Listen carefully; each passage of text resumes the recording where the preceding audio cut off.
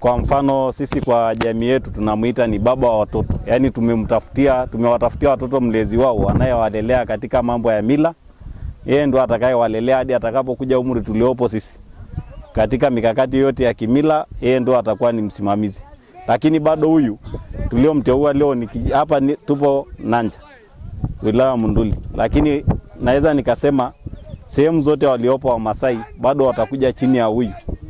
Kwa hiyo kule kote utatoka Ngorongoro, utatoka kwingine kote, utakuja kwa huyu leo tumemteua kwamba ni baba anayekaa katika tuseme mkoa mzima au nje ya mkoa. Kama kuna Wamasai walioko nje ya mkoa watakuwepo. Kwa hiyo umuhimu wa sherehe hii, mimi nimetoka kule, nimekuja nimeshuhudia, pia nitakuwa ni mtu wa kupeleka maelezo kwamba baba watoto sasa pamoja na kuwa tutaenda kuwatoa nasi kule, lakini huyu ndio full atakayewalelea watoto katika sehemu zote. Sasa ukijaribu kuangalia tukio linalofanyika kwa leo katika boma hili ni kuzimika ule baba wa watoto ambao watakuwa wanawafunza wale watoto, lakini pia wanapokuwa na viongozi wa mila wanashirikiana kuweza kudumisha mila ya Kimasai.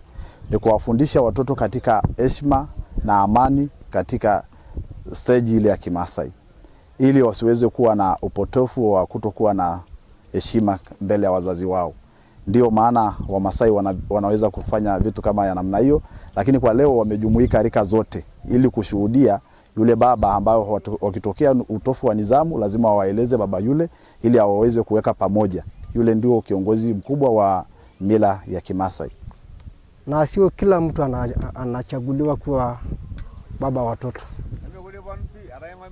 Ni mtu maarufu ambayo inachujwa ndani ya jamii kwamba huyo mtu ana sifa ya kutosha kuwa baba watoto au baba mlezi wa watoto ndani ya umati ya watu, yani wilaya nzima ya Monduli, ndani ya jamii, kwamba anachaguliwa wasee wakubwa kama mababa zao, wanaweza kuwapitia boma hadi boma mpaka wapate boma ambayo sifa imejaa, kuanzia kwa mama mpaka kwa baba. Ikaonekana ni huyu kijana ndio anaweza kuwa mlezi wa watoto. Nipendelea kunipa hii nafasi ya uongozi wa kimila ndani ya wilaya yetu ya Monduli.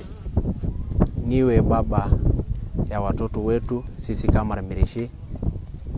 Nipokee kwa nafasi waliopo sasa hivi, niwalee nao mpaka wafike nafasi tuliopo sisi kama baba zao. Nitaamini kwa sababu nitaomba Mwenyezi Mungu anisaidie, na mimi nitakuwa miongoni ya wale watu wengine ambao watawashauri vizuri, wakae na maadili mazuri, kwa sababu bila heshima mtu huwezi ukafuka popote pale. Na kama mimi nimepewa hiyo nafasi kubwa sana hiyo, lakini bado pia naitambua nitafanya niwe na ushauri ndani ya baba zetu wakubwa Malaigwanani, ndani ya viongozi mpaka ndani ya rika letu la Irkorianga.